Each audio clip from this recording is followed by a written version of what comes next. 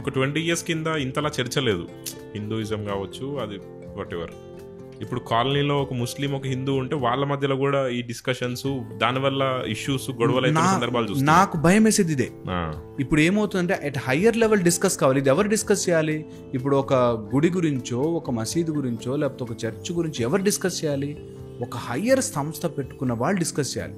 ఇవి burn down ఎక్కడికి వస్తుందంటే అక్కడ లేబర్ పని చేసుకునే వాళ్ళు కొట్లాడేటట్టు. నేను రీసెంట్గా ఒక రీల్ చూసిన, దాంట్లో ఒక వాయిస్ ఓవర్ వస్తుంది, మనం ముస్లింల దగ్గర ఏ పండ్లు కొనకూడదు, బికాస్ పండించేవాడు హిందూ, దాన్ని కోసేవాడు హిందూ, ఇక్కడ కేవలం బండి మీద పెట్టుకొని అమ్మేవాడు మాత్రం ముస్లిం, అక్కడ వాళ్ళు కష్టపడతాం వాళ్ళకి డబ్బులు రావట్లేదు, ఇక్కడ మాత్రం డబ్బులు వస్తున్నాయి.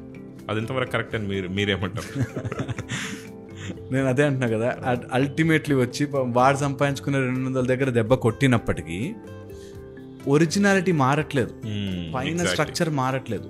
ఈ పైన స్ట్రక్చర్ మారడానికి over a period of time, ఇప్పుడు మనకి ఇన్ని రకాల థియరీస్ ఉన్నాయంటే, మనకి లడ్కే లియే పాకిస్తాన్, హస్ హస్కే లేంగే హిందుస్థాన్ అని, మనము నవ్వుతూ మేము హిందుస్థాన్ని తీసేసుకుంటాము అని, లేకపోతే పాకిస్తానే చాలా అది ఇది అని చెప్పి మనకు మొత్తం ఆక్యుపై చేస్తామని, మాకు అన్యాయం చేస్తున్నారని, మన కోసం మన సిపాయిలు, లేకపోతే మన కోసం మన బార్డర్ని కాపాడుతున్న వాళ్ళందరి త్యాగాలు వేస్ట్ అయిపోతున్నట్టే కదా.